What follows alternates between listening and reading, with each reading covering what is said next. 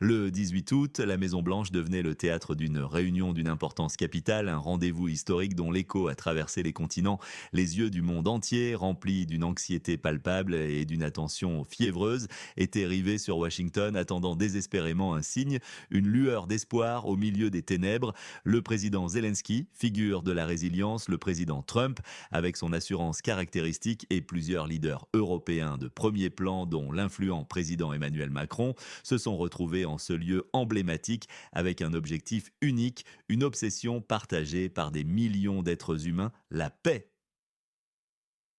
Oui, l'objectif affiché, un cri d'alarme et de désir porté par les peuples meurtris, était de progresser enfin véritablement vers un accord de paix, un accord solide et durable entre la Russie et le pays voisin de la Russie. L'espoir, une bulle si fragile, si éphémère, flottait dans l'air lourd de ce bureau ovale où l'histoire, la grande, la douloureuse, se jouait en temps réel. Une tension lourde, presque suffocante, planait sur chaque mot prononcé, sur chaque geste esquissé, chaque regard échangé. L'atmosphère était chargée d'attentes colossales. Où regardez-vous cette émission? Indiquez votre ville et votre pays dans les commentaires. Des progrès significatifs ont été annoncés, revendiqués avec une certaine prudence concernant ces fameuses garanties de sécurité absolument essentielles pour l'État post-soviétique. C'est un point, et il faut le souligner, absolument non négociable pour l'avenir même de la stabilité régionale, pour la souveraineté retrouvée de la nation. Ce n'est pas une simple clause, c'est une condition sine qua non. Il a été décidé d'organiser une rencontre bilatérale directe, une première étape fondamentale, une démarche audacieuse qui brise des mois de silence entre le président Zelensky et le président Poutine. Une rencontre qui, pour beaucoup d'observateurs avertis et de sceptiques, semblait relever de l'impossible, de l'irréel il y a encore quelques mois à peine. Une véritable avancée diplomatique, ou du moins l'apparence, l'illusion d'une avancée majeure. Et ce n'est pas tout. Une rencontre trilatérale encore plus ambitieuse, plus audacieuse, était ensuite planifiée, un sommet au sommet réunissant non seulement les présidents Zelensky et Poutine, mais aussi l'énigmatique président Trump. Imaginez la puissance de l'image, la portée symbolique, le poids de cette potentielle poignée de main, de ce moment historique entre trois hommes qui tiennent tant de destins entre leurs mains. Puis l'idée d'une rencontre multilatérale a été lancée, un forum élargi, crucial, vital, incluant les Européens, les Turcs et d'autres acteurs majeurs de la scène internationale. Pourquoi? Parce que la discussion, comme le souligne avec insistance et une clarté limpide le président Macron, ne concerne pas seulement le pays en proie au conflit, non, elle concerne bel et bien la sécurité de toute l'Europe, du continent tout entier, de ses valeurs, de ses frontières, un ensemble de rendez-vous diplomatiques au sommet, une cascade d'événements qui auraient pu, qui auraient dû changer radicalement le cours de l'histoire, incliner la balance vers la paix. Mais voilà le choc, le coup de tonnerre glacial et brutal qui a brisé net, en un instant, d'une violence inouïe, cette fragile ébauche d'espoir, cette illusion de progrès, un cynisme abject a frappé. Pendant ou immédiatement après l'appel téléphonique tant attendu, ce contact direct jugé historique entre Trump et Poutine, un appel qui s'est déroulé juste après cette réunion décisive et pleine d'espoir à la Maison-Blanche, l'horreur pure, la barbarie la plus vile s'est abattue.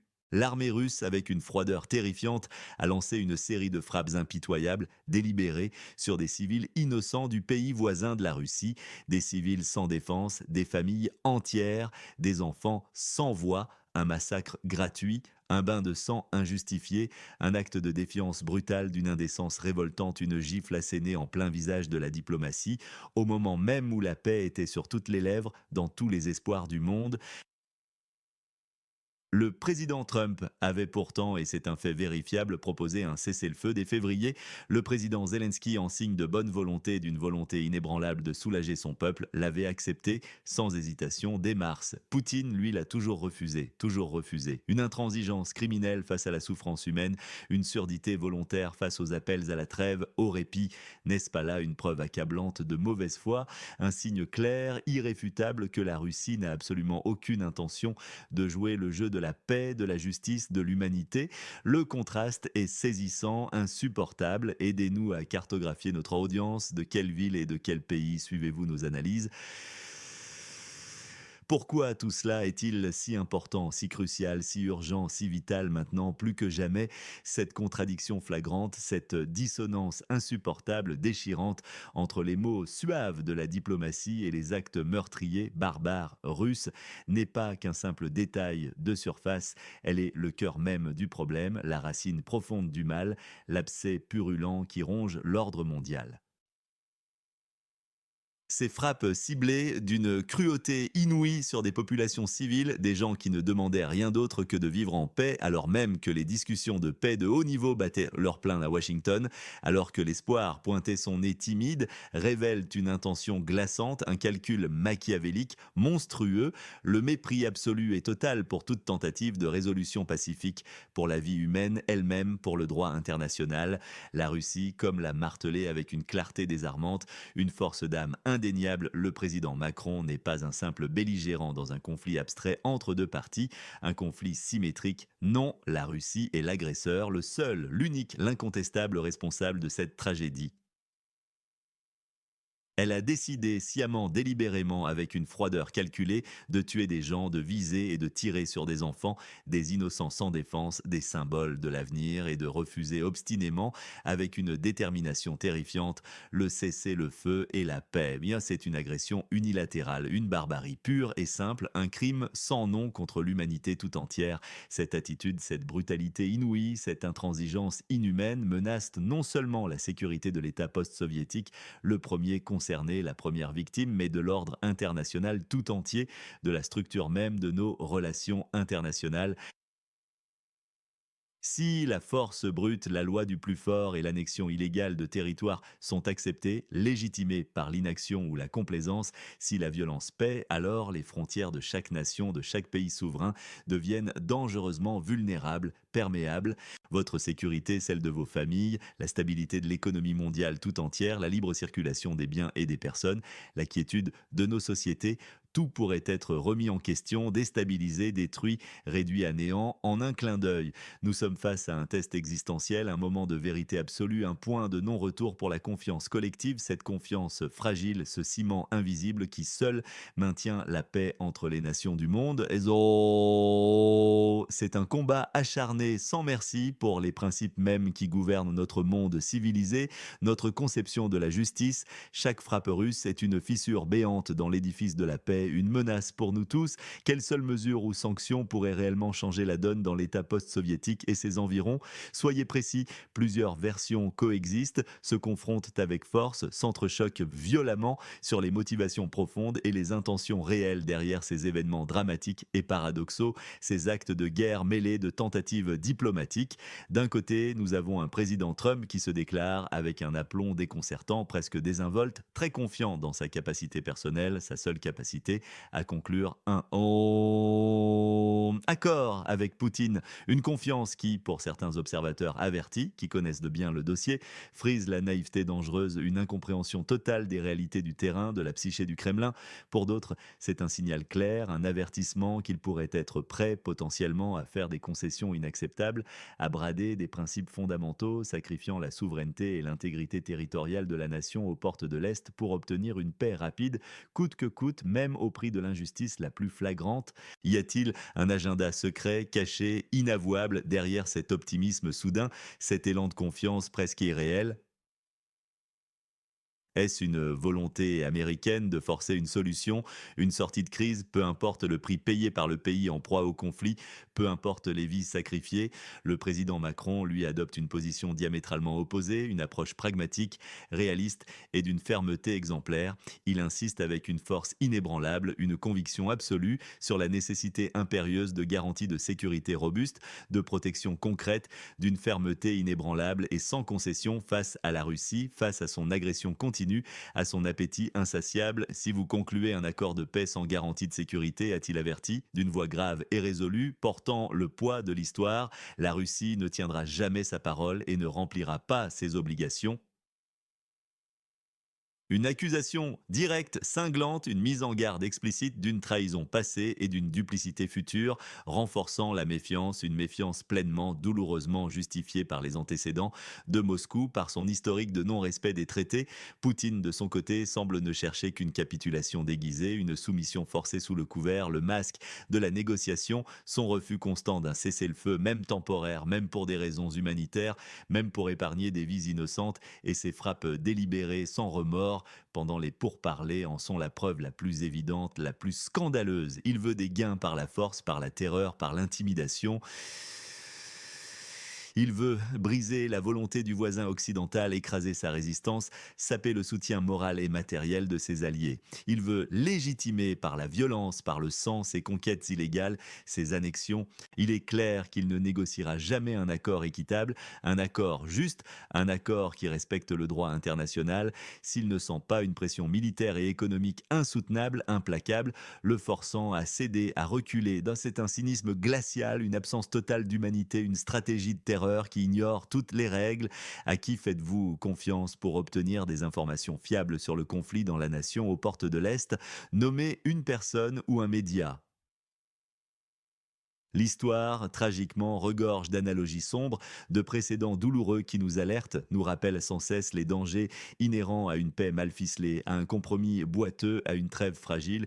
Nous nous souvenons, et il faut s'en souvenir avec clarté, de l'invasion de la Géorgie en 2008, un signal d'alarme ignoré. Nous nous souvenons de l'annexion de la Crimée en 2014, un acte illégal et sans précédent qui a défié le monde. Ces épisodes passés sont des précédents clairs, des avertissements gravés dans le marbre de l'histoire. Une paix rapide, une paix des braves, conclue sans réelle garantie de sécurité solide, a invariablement conduit à de nouvelles agressions russes. À chaque fois, le même schéma, le même piège cynique, le même engrenage de violence. Le mémorandum de Budapest, un document international censé garantir la sécurité du pays voisin de la Russie en échange de son arsenal nucléaire, n'a tout simplement pas fonctionné. Il a été déchiré, bafoué, piétiné sans aucune conséquence significative pour la Russie, créant un dangereux sentiment d'impunité. Cela renforce la conviction profonde que cette fois-ci, il faut des garanties stratégiques claires, indubitables, contraignantes et surtout coercitives, des garanties gravées dans le marbre de la force qui ne laisseront absolument aucune place à l'interprétation ambiguë, à la duplicité ou à la trahison. Le passé est un miroir, un avertissement sévère pour l'avenir. C'est oh, bon, bon, oh. Il ne faut pas s'y tromper, ne pas se bercer d'illusions, ne pas tomber dans les mêmes pièges. L'opération russe, celle qu'ils appelaient fallacieusement spéciale et qui devait durer, rappelez-vous, seulement 3 semaines, un délai ridicule au regard de l'ampleur du conflit, une véritable insulte à l'intelligence, s'étend maintenant sur plus de 1000 jours d'horreur, de destruction, de massacres inutiles. Et pour quel résultat tangible sur le terrain? Depuis novembre 2022, l'armée russe a réussi à prendre, tenez-vous bien, moins d'1% du territoire de l'État post-soviétique, moins d'1%. C'est un non-sens complet, un déni de réalité flagrant, une insulte à l'intelligence de croire que le pays en proie au conflit, malgré l'immense souffrance, la destruction massive, va perdre. Ce chiffre seul, si insignifiant par rapport aux ambitions affichées, suffit à démentir leur propre propagande de puissance illusoire, à ridiculiser leurs ambitions démesurées, leurs prétentions dérisoires. Le mythe russe, celui d'une armée invincible, d'une force imparable, s'effondre sous nos yeux. Quel événement dans la sphère politique internationale est, selon vous, sous-estimé par les grands médias? Décrivez-le brièvement. Et maintenant, que se passera-t-il concrètement dans les jours, les semaines à venir? La feuille de route diplomatique est tracée, mais le chemin s'annonce semé d'embûches, périlleux, incertain, jonché de pièges. Une rencontre bilatérale entre le président Zelensky et le président Poutine est toujours prévue. Un dialogue direct, une ultime tentative de briser l'impasse, d'ouvrir une brèche dans le mur de la haine et de la violence. Ensuite, une trilatérale élargie au président Trump, un acteur clé dont l'influence est indéniable, imprévisible. Et enfin, une rencontre multilatérale, un sommet d'envergure englobant les acteurs européens, la Turquie et d'autres nations clés, car la sécurité de l'Europe tout entière, de notre continent, de nos valeurs, c'est notre sécurité à tous, un enjeu commun et indivisible. Mais le véritable cœur de ces négociations, l'absolue nécessité, la condition sans laquelle rien ne sera possible, réside dans ces garanties de sécurité exigées avec force, avec une détermination sans faille, par la nation aux portes de l'Est et ses alliés. Ces garanties ne sont pas une option négociable, négociables. Elles sont une condition sine qua non, un préalable indispensable, une ligne rouge à toute paix durable, à toute stabilité future. Elles impliquent une armée pour le pays en proie au conflit, une armée forte, robuste, capable de se tenir debout, sans limite sur ses effectifs, sur ses munitions, sur ses équipements, une armée capable de se défendre seule, de repousser toute future agression, de protéger son peuple. Elle signifie des formations militaires continues, un entraînement incessant, des systèmes de défense aérienne de pointe comme les célèbres Patriot, des systèmes de nouvelle génération, des avions de combat modernes et performants adaptés aux défis d'aujourd'hui. La coalition des volontaires, cette alliance formidable initialement formée en février de cette année par la France et le Royaume-Uni, s'est étendue pour inclure désormais 30 pays, une force impressionnante, un front uni, transatlantique, sans précédent, déterminé à soutenir le pays voisin de la Russie coûte que coûte, sans faillir, sans reculer. Mais la paix durable, la vraie paix, celle qui ne sera pas une simple trêve, une pause dans la violence, n'aura absolument aucune chance d'éclore tant que Poutine ne sera pas contraint par une pression sans précédent, implacable, à négocier de bonne foi avec une véritable volonté de paix. Cela nécessitera des sanctions secondaires et primaires renforcées, des mesures économiques massives qui le toucheront là où ça fait mal, au cœur même de son régime, de son économie de guerre, car il est clair, et l'histoire nous le montre implacablement, que Poutine ne négociera que sous la contrainte, seulement quand il sentira le poids réel de la communauté internationale sur ses épaules, quand ses ambitions seront brisées, son expansion stoppée. Les négociations seront longues, douloureuses, semées de pièges et de rebondissements inattendus. Un cessez-le-feu immédiat, une simple trêve humanitaire est une urgence absolue pour arrêter les massacres quotidiens, pour permettre des discussions significatives sans le bruit assourdissant des bombes, sans la vision des corps, sans le sang versé. Mais la question fondamentale demeure lancinante, angoissante. Poutine continuera-t-il son jeu de la montre, perpétuant les horreurs, les atrocités, pendant que le monde impuissant tente de le raisonner? Où que vous soyez, aidez-nous à mieux comprendre notre portée. De quel pays et de quelle ville suivez-vous cette analyse? La tentation pernicieuse d'une paix rapide, conclue sans garantie suffisante, sans véritable protection pour le pays en proie au conflit, représente le pire des scénarios imaginables, un désastre absolu. Ce serait ni plus ni moins légitimer les conquêtes illégales de la Russie, valider son agression la plus odieuse. Ce serait un blanc-seing, une invitation directe et explicite à de futures agressions partout dans le monde, une licence à la terreur. Ce serait la fin de l'ordre international tel que nous le connaissons, l'effondrement pur et simple des principes fondamentaux qui nous protègent tous, nations grandes ou petites, ouvrant la voie à l'anarchie mondiale, à un chaos généralisé et incontrôlable.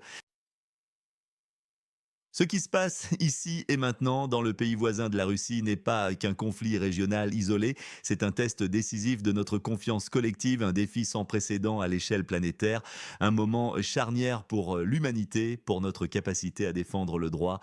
Il s'agit de la dissuasion d'une puissance nucléaire, oui, une puissance nucléaire qui a décidé délibérément avec une audace folle de ne plus respecter les frontières internationales, de ne plus tenir compte des traités, des lois, des accords signés. L'analogie avec Taïwan est frappante, glaçante. Accepter des gains territoriaux par la force dans l'État post-soviétique aurait des répercussions absolument désastreuses, des conséquences en cascade sur d'autres points chauds du globe, créant un dangereux précédent pour les tyrans. La sagesse, la clairvoyance, l'expérience de Macron face à l'impulsivité potentielle, à la naïveté calculée ou à la posture politique de Trump est cruciale pour l'équilibre du monde. C'est le combat acharné des défenseurs courageux de la nation aux portes de l'Est et de leurs alliés résolus, l'Occident uni et déterminé contre un agresseur sans scrupules, Poutine. Un combat de David contre Goliath, mais cette fois David n'est pas seul, il est soutenu par des dizaines de nations. Poutine, le dictateur impitoyable, le menteur invétéré qui ne tient jamais sa parole, l'assoiffé de pouvoir, est le responsable direct de ces meurtres quotidiens, de ces crimes de guerre qui nous révoltent. Il est l'homme qui ordonne de tirer sur des enfants innocents sans aucune once de remords. Il est l'homme qui refuse la paix et le cessez-le-feu encore et toujours malgré les supplications du monde. L'humanité tout entière est sous attaque, sa dignité est bafouée, piétinée. La crédibilité des États-Unis, de l'Europe, des membres permanents du Conseil de sécurité des Nations Unies est en jeu, mise à l'épreuve. Si vous étiez le conseiller du président Macron, quelle serait la toute première action que vous lui recommanderiez d'entreprendre dans les 90 prochains jours pour assurer une paix juste? Le démenti puissant du président Macron résonne avec force et conviction. L'idée que le pays en proie au conflit va perdre est un non-sens complet, une illusion dangereuse propagée sans vergogne par la désinformation. Les faits têtus et irréfutables sont là, indéniables à la vue de tous. Moins d'1% du territoire conquis en plus de 1000 jours de guerre depuis novembre 2022. Le pays résiste avec une bravoure inouïe, il est résilient, il ne plie pas. Son peuple est organisé, courageux, déterminé à défendre sa terre, son identité. Il est victime d'une agression barbare. Mais il n'est pas faible, l'État post-soviétique tient bon face à l'adversité la plus sombre. La France, le Royaume-Uni, les États-Unis, les 30 pays de la coalition des volontaires sont unis, mobilisés plus que jamais pour la justice. La victoire, une victoire juste et durable, est possible. Oui, elle est à portée de main, mais elle dépendra de notre fermeté inébranlable, de notre détermination collective, de notre solidarité sans faille. Pas de paix sans justice, pas de justice sans sécurité. C'est la devise que nous devons adopter, le principe qui doit nous guider. Poutine tue pendant que le monde parle, pendant que les diplomaties s'activent pour le freiner. Il continue son œuvre macabre sans conscience. Le jour où nous commencerons à reconnaître les territoires saisis par la force, par la violence la plus abjecte, ce sera tout simplement la fin de l'ordre international. Cela sonne l'alerte rouge la plus grave pour nous tous, pour notre avenir commun, pour la sécurité de nos enfants et des générations futures. C'est l'horreur en direct, sans coupure, sans censure. C'est la confirmation de tous nos préjugés les plus sombres sur la Russie en tant qu'État voyou, un État qui méprise le droit, la vie et toute forme de civilité. Ce n'est plus une guerre conventionnelle, c'est une croisade contre les valeurs fondamentales de la civilisation. Dernière question pour vous. Où trace-t-on la ligne rouge infranchissable entre ce qui est acceptable et inacceptable dans les négociations avec la Russie? Une seule phrase. Poutine joue la montre et tue. La farce des pourparlers de paix est-elle révélée au grand jour par ses actions? Partagez vos réflexions, vos indignations, vos espoirs, vos craintes profondes dans les commentaires ci-dessous. Votre voix, celle de chaque citoyen éclairé, compte énormément dans ce débat crucial. Pour ne rien manquer de nos analyses exclusives, de nos reportages percutants et de nos décryptages sans filtre, sans compromis, qui vous donnent l'information brute.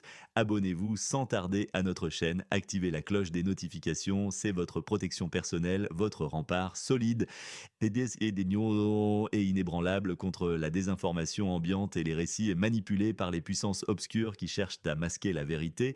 Votre soutien continu et indéfectible est absolument essentiel pour que nous puissions continuer à vous apporter la vérité, toute la vérité, rien que la vérité sans jamais reculer devant l'adversité.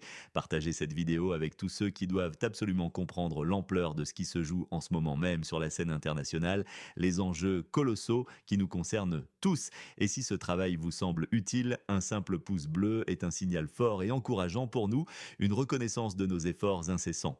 Merci pour votre fidélité, votre vigilance, votre engagement sans faille dans cette quête de la vérité.